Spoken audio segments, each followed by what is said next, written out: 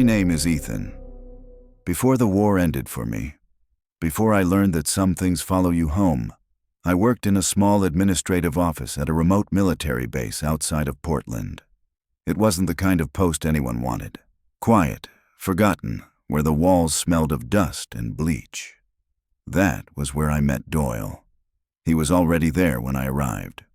Older by a year, always polite, the kind of man who spoke only when spoken to. He didn't spend much time in the barracks.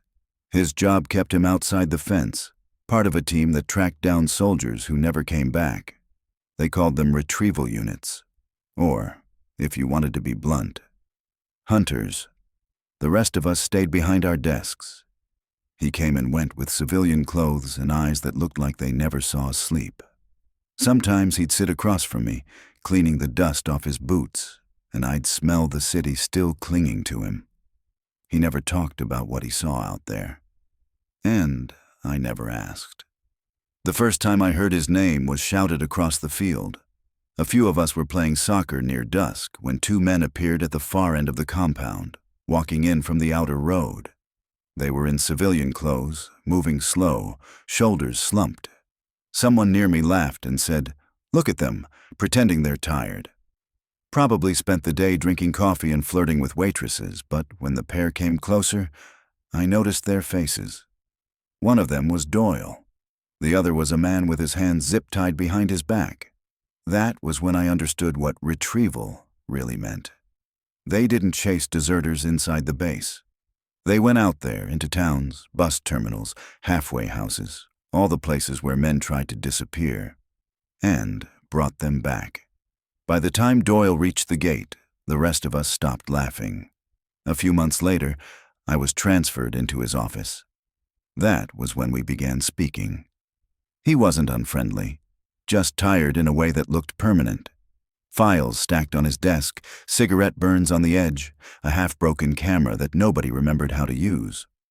One Sunday evening, the phone rang.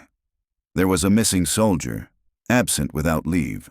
Hadn't returned from weekend leave.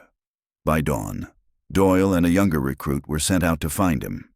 They called it a routine mission, but the way Doyle paused at the door before leaving, it didn't feel routine at all. 2 days passed. Then the call came in. They'd found him. Doyle's voice through the line sounded flat. "We have him." Bringing him back from Portland Station. The base commander sent a car to meet them halfway. That driver was me. The train station was nearly empty when I got there. The lights flickered the way they always do in stations after midnight, as if the air itself was losing power. When I finally saw them walking toward me, I remember how wrong the moment felt. Doyle in front, the young recruit behind him, and between them, someone in civilian clothes, head down, wrists bound. The deserter looked small, like he was already shrinking from what waited at the end of the ride. We didn't talk on the way back. The driver focused on the road, and I sat in the passenger seat. In the back were Doyle, the recruit, and the deserter, seated between them. About 20 minutes into the drive, I heard it.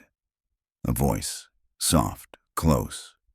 It said, "Found him! Found him!" At first, I thought it came from outside, maybe the radio picking up static. Then it came again, clearer. "Found him!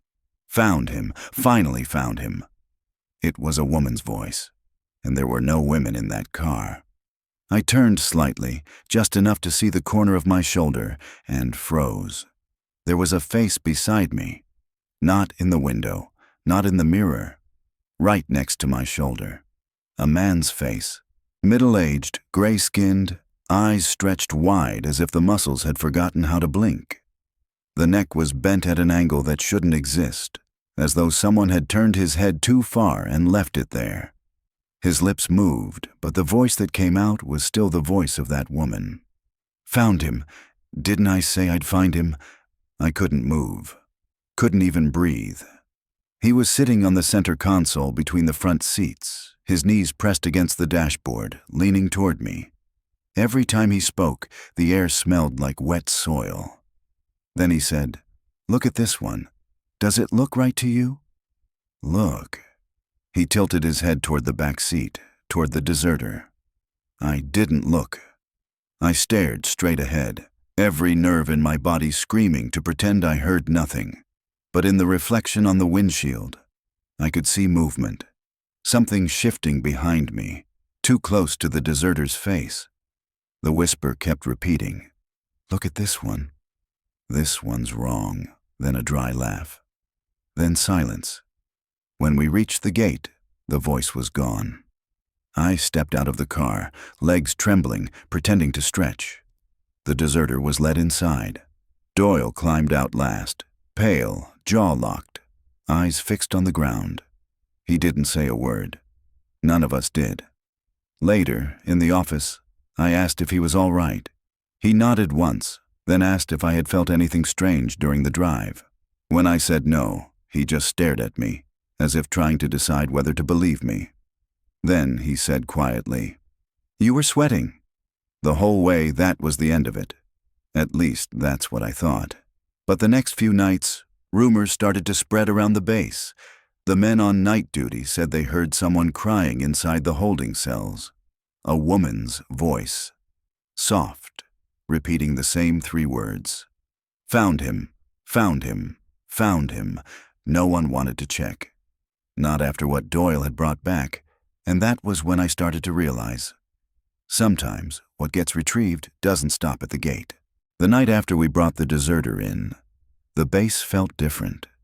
It wasn't something you could see, more like a pressure that sat in the air, a thickness that made every breath taste like metal. I stayed late in the office that evening, finishing reports that didn't need finishing, because the silence of the barracks was worse than the sound of my own pen. Doyle was there too, though he hadn't said a word since the drive. He sat at his desk, staring at a stain on the wall as if it were moving. The deserter, the one they caught in Portland, was being held in the old detention wing near the motor pool. It used to be storage, then a cell for men who broke curfew, and now just a place the rest of us avoided. That night, just before midnight, the guard on duty radioed in. He said he heard something, crying. A woman. I was the one assigned to check it out. The commander thought maybe a radio had been left on. I didn't argue. Orders were orders. When I walked across the yard, the lights above flickered in intervals, like they were trying to blink but couldn't finish the motion. Each time they dimmed, the shadows stretched longer, twisting across the cracked pavement. By the time I reached the detention wing, the only light came from the small bulb above the guard's chair. It hummed and pulsed, spilling weak light into the hall. The guard looked up when I entered. "Sir, it's been going on for 20 minutes, he said. "What has?" "The crying. It sounds like it's inside the last cell. But no one's there except the deserter." He was pale, eyes fixed on the corridor behind me, like he was afraid something might follow me in. I told him to stay put and started walking. The floor was concrete, and the sound of my boots echoed back at me in uneven rhythm. Too uneven. It was as if someone else was matching my steps, half a beat slower. The cells were small, divided by bars that were thick with rust. Inside each, the dim light caught glimpses of faces. Men asleep, men pretending to be. When I reached the last door, I stopped. The crying wasn't soft anymore. It was sharp, like air being torn. The voice rose and fell in short gasps, each word catching on something unseen. "Found him! Found him! Found him!" The sound came from the far corner of the cell. The deserter sat on his cot, hands covering his ears, eyes wide open, staring at the floor. There was no one else. But I saw movement. Along the wall, something dark pressed itself against the bricks, sliding slow, like oil on glass. It moved in a circle, dragging its hand across the wall as it went. Where it passed, the metal bars groaned, a heavy, scraping sound. Then I saw it. A woman, half-shadowed, hair stuck to her face as if she had just come out of the rain. She traced the wall with her hand, each touch leaving faint, dark streaks. When she reached the bars, her head rolled forward, neck snapping down, and the dull thud of her skull hitting the iron made my stomach twist. That was the sound the guard had heard. Not a hand, not a tool. Her head. She didn't look up, didn't stop, just kept moving, circling the cell, whispering the same words again and again. "Found him! Found him! Found him!" I stepped back, hand on the radio, but before I could speak, the guard entered behind me. He froze in the doorway. Then another voice joined hers. A man's this time, low, broken. It came from the deserter. He wasn't crying anymore. He was repeating her words in sync, like an echo learning to speak. Every time she said "found him," he said it too. The air felt thick, charged, and the smell. Damp soil, rust, and something sweet underneath, like rot mixed with perfume. I called for backup, but before anyone could respond, the woman stopped. Her head lifted slowly, the motion jerky, like someone pulling her up by invisible strings. When she faced us, I saw her mouth, or what was left of it. From ear to ear, the skin was torn open, revealing teeth that didn't belong to one person, rows, uneven, as if stitched from others. She smiled.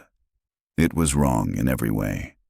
Then she tilted her head and whispered, "He's here." And the deserter began to laugh. It was the kind of laughter that didn't sound human. Sharp bursts that cracked and bent until they dissolved into coughing. He fell forward, shaking. The woman stepped closer to him, her hand hovering just above his back. That's when the light went out. In the dark, I could hear them moving. Not footsteps. Dragging. Something wet sliding across the floor. The guard shouted once, then nothing. When the light came back, he was on the ground, breathing fast, eyes open but unfocused. The woman was gone. The deserter was still sitting there, head down, whispering to himself. I called for medical. They said the guard had fainted, that the stress got to him. No one believed what we saw. When I tried to explain, the commander said, "You've been up too long. Get some rest." The next night, the crying came again. And again, always from that same cell. Every report said the same thing. A woman's voice, repeating the words as if counting something. After the third night, the sound spread.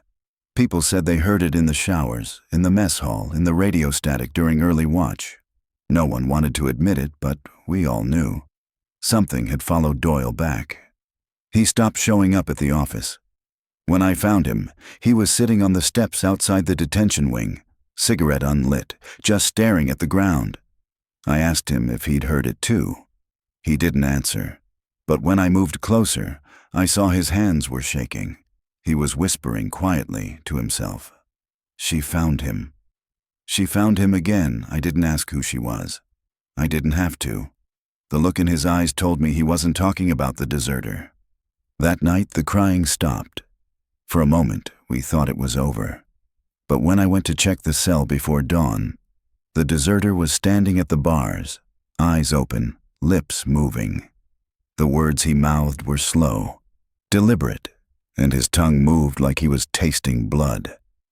Found her. Found her. Found her. Doyle didn't come to breakfast for 3 days.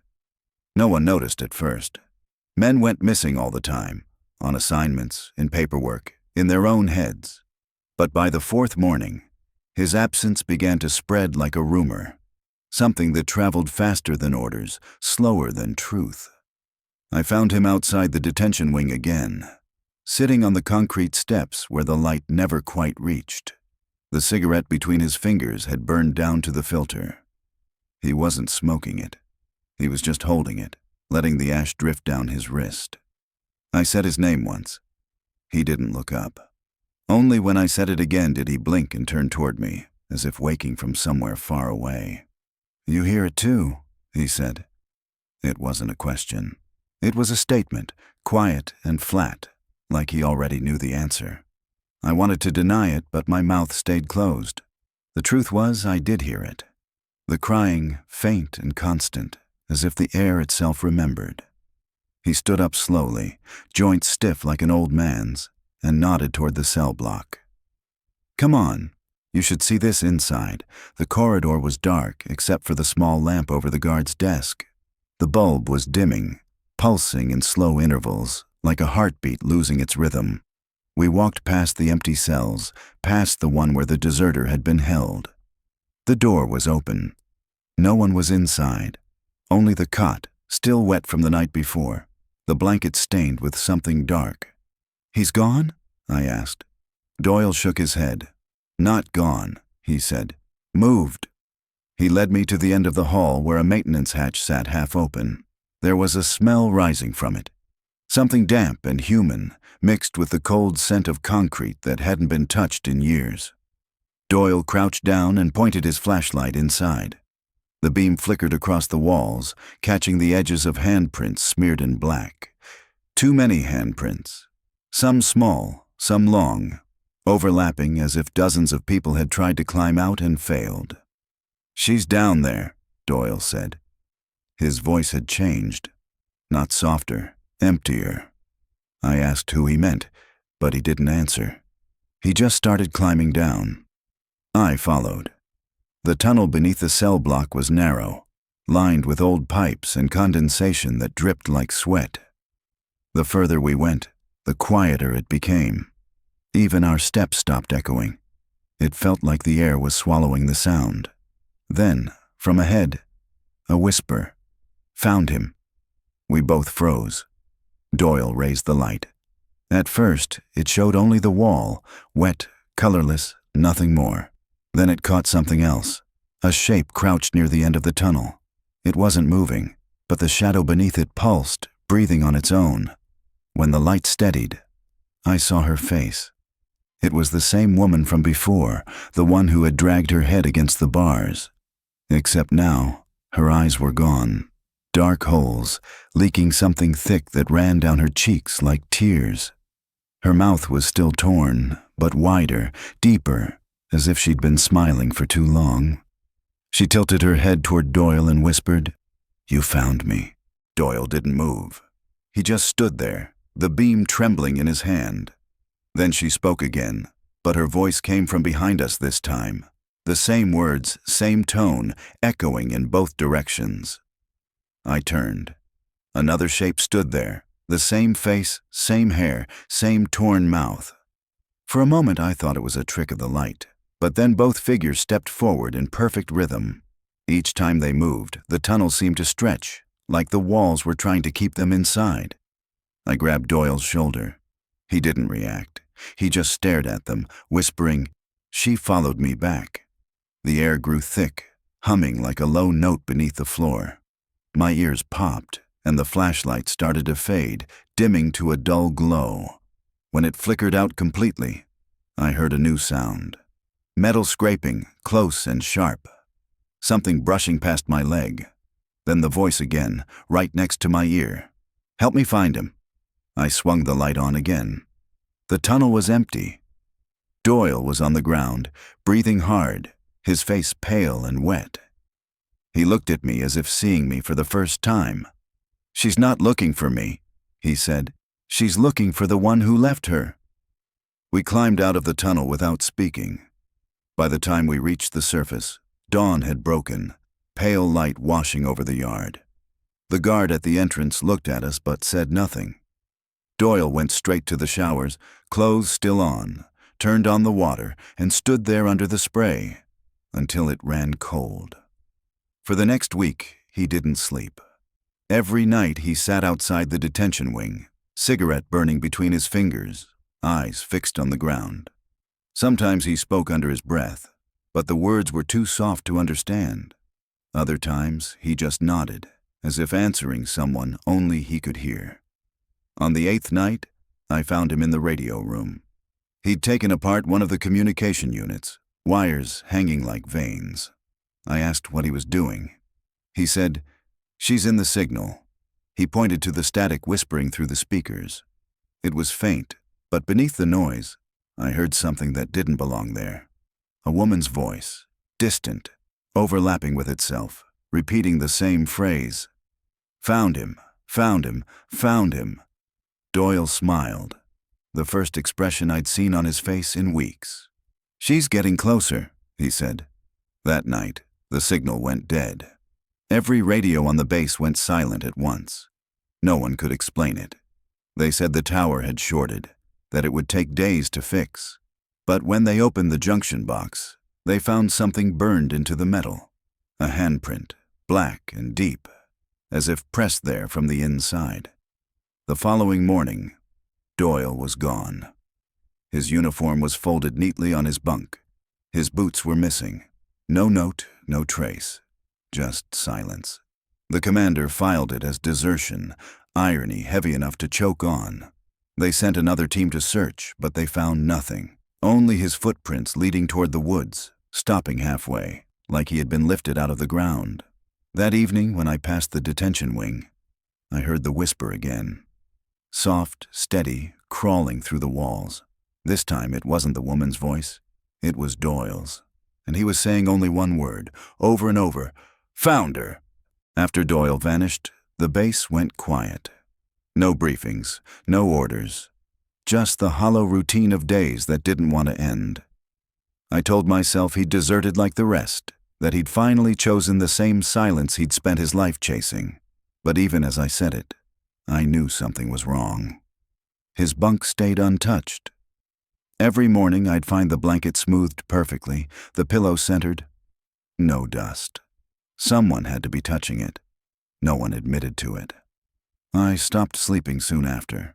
The nights grew too long, filled with that faint vibration behind the walls, like a heartbeat trapped in metal. The signal tower had been shut down since the blackout, but when the wind blew from the west, I could hear static leaking through the pipes. Sometimes, buried deep inside that hiss, a breath. Sometimes, my name. They reassigned me to the monitoring room. No one wanted it. A concrete box lined with radio consoles and dead screens, the hum of old wiring crawling under the floor. My job was to log silence, to record that nothing had changed. Every night I sat there, headset on, staring at the red light that never blinked, until it did. The first time it happened, it was a single pulse, then another, a weak signal struggling through the static. I thought it was feedback, maybe interference from the power lines. Then I heard the voice. Not a full word, just fragments, a breath between syllables. Then, through the distortion, "Found her."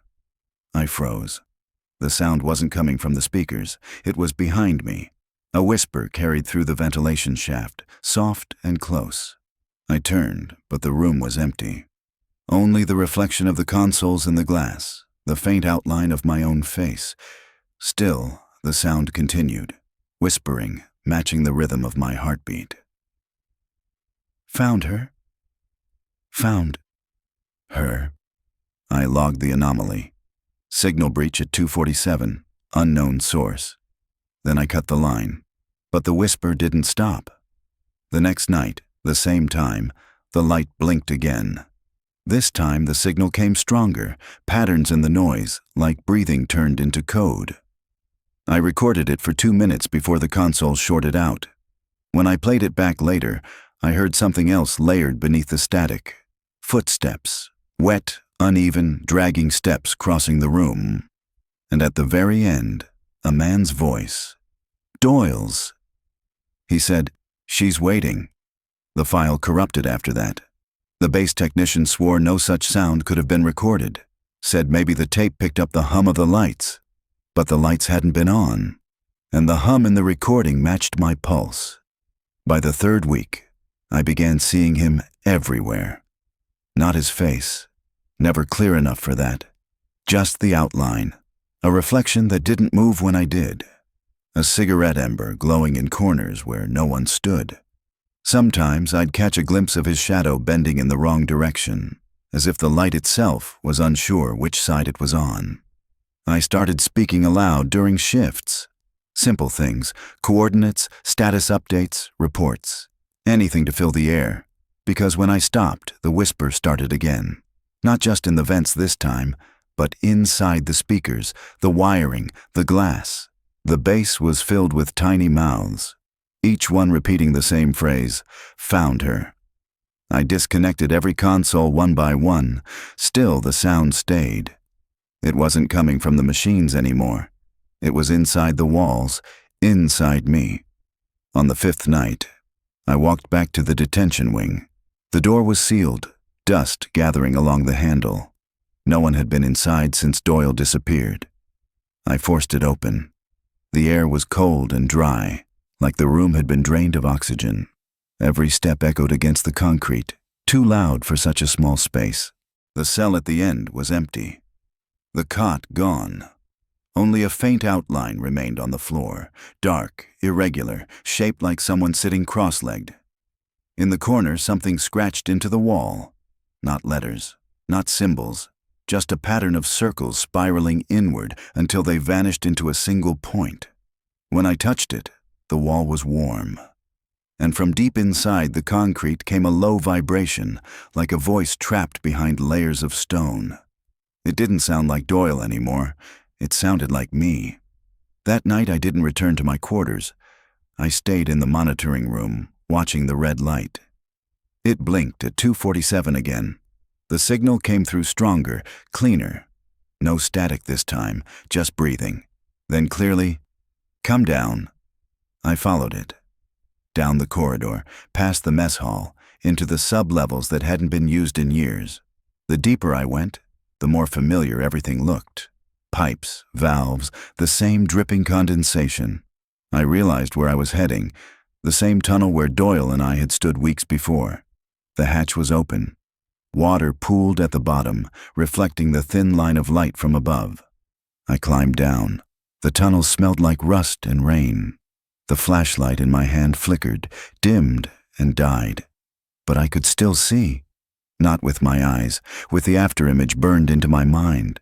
Doyle standing there, motionless, hand pressed against the wall. He wasn't solid. He shimmered like heat above asphalt. When he turned toward me, his mouth didn't move, but I heard him say, "She's not in the signal anymore." Then his outline broke apart, pieces of light scattering like ash in water. Behind him, the wall began to glow. Not bright, just enough to reveal what was written there. "Found him." The letters were mine. Same pressure, same slant. I didn't remember writing them. The vibration grew until it filled my chest. For a moment, I thought my heart had stopped. Then the sound shifted. No longer a hum, but words layered over each other, thousands of whispers folding into one. "You're next." I stumbled back toward the ladder, but my hands met air. The hatch was gone. Only darkness above, stretching forever. The whispers turned into static again, soft, endless, comforting in a way that felt wrong. I sat down. The floor was warm beneath me, the same warmth I'd felt through the wall. The static hummed through the concrete, steady, rhythmic, like breathing, like someone alive. Like me. Somewhere, far above, the red light on the console blinked one last time. Then the tower went dark. I woke up inside the monitoring room. At least I think I did. The light was still red, the same red that had followed me into every dream. The air was dry, humming with a steady vibration that matched the rhythm in my chest. Someone had left a stack of reports on the desk. My handwriting. Each page signed with my initials, stamped with yesterday's date. But there hadn't been a yesterday. The clocks on the wall all froze at 2:47, hands unmoving, shadows refusing to shift. The whole base seemed suspended, caught in a single breath that never exhaled. When I stepped outside, the yard was empty. No voices, no engines, no movement except the thin wind cutting through the fences. The flag hung motionless at half-mast. Its cloth made no sound. Every window reflected the same thing. Me, standing there, eyes too wide, mouth half open like I'd been trying to remember how to breathe. In the distance, the signal tower leaned slightly, black against a gray sky. I started walking toward it. Each step sounded hollow, like I was walking through someone else's memory. Halfway there, I passed the barracks. Through the glass, the bunks were empty. Sheets folded, boots lined perfectly beneath each bed. At Doyle's bunk, the cigarette pack was still there, one left inside. The same brand he always smoked. The lighter beside it had a smear of black across its edge, the shape of a thumbprint burned too deep to be real. I picked it up. It was cold, but when I clicked it, a spark leapt out, bright enough to carve the room into momentary life. For a second, I saw him sitting on the edge of his bed, head bowed, smoke curling upward into nothing. Then, the flame died, and I was alone again. The hallway beyond the barracks led toward the signal tower. Doors stood open on both sides, rooms stripped bare, papers scattered, phones off the hook, chairs overturned as if everyone had left mid-sentence. The smell of ozone clung to the air, sharp and clean, masking something else beneath it. Something sweet, something that felt alive. When I reached the base of the tower, the door was already open. Inside, the equipment still hummed, though no power fed into it. Every dial flickered faintly, responding to something that wasn't electricity. The air shimmered. I felt it before I heard it, a low frequency that pulsed through the floor, into my knees, up my spine. The static. The same hum that had followed me for weeks, now louder, denser, almost articulate. I climbed the stairs, hand on the railing. Each step brought the sound closer to language. By the third flight, it was whispering again. By the fourth, it was breathing. By the fifth, it was me. When I reached the top, the glass windows of the control room looked out over the entire compound. Everything below was still. Even the clouds above the horizon seemed fixed in place. On the console, the red light blinked steadily, one pulse every second. And with each flash, a voice emerged from the static, familiar, even comforting. "Found him! Found him!" The voice was mine, layered, distorted, echoing in endless loops. Each repetition growing closer, sharper, until it wasn't a voice anymore. It was a thought, repeating itself through the wires, through the walls, through me. I leaned over the console. The glass surface reflected my face, but it wasn't my face anymore. The eyes were wider, the skin thinner, stretched too tight across the bone. I looked older, or maybe I was seeing Doyle again, the two of us superimposed until there was no line between them. The static rose, spilling from the speakers, the vents, the air itself. Every frequency bleeding into the next until the room vibrated. Then, beneath all of it, another sound. Footsteps. Not outside, not below, inside the tower. I turned, but there was no one there. Just the open stairwell spiraling downward, swallowed by shadow. The footsteps continued, slow and deliberate, coming closer, stopping just short of the door. Then silence. A shape stood in the threshold. Not Doyle, not me. Something that wore the posture of both. Its head tilted slightly, as if listening to the signal humming through the walls. Its eyes were nothing but reflections of the red light, twin orbs flickering in perfect rhythm. It spoke with my voice and his, layered together, calm and steady. "You found him." I opened my mouth to answer, but the air inside the room had turned heavy. Every breath came out as static. Every thought echoed back with delay. The consoles glowed brighter. The voice continued. "You found him. Now bring him back." The tower shuddered. Outside, the flag began to move for the first time, fluttering in a wind that didn't exist. The base came alive in fragments. The doors swinging open, the lights flickering on and off, the radios crackling across empty desks. From every speaker, every vent, every wire came the same sound. "Found him. Found him. Found him." The figure stepped closer until it stood beside me. Our shoulders almost touched. For a moment, I thought I could feel warmth radiating from it. Then I realized it was my own heat, reflected back. The static merged with the sound of my heartbeat until I couldn't tell them apart. I felt my skin tighten, the edges of my thoughts blur. Somewhere far below, The generators restarted, flooding the compound with pale artificial light.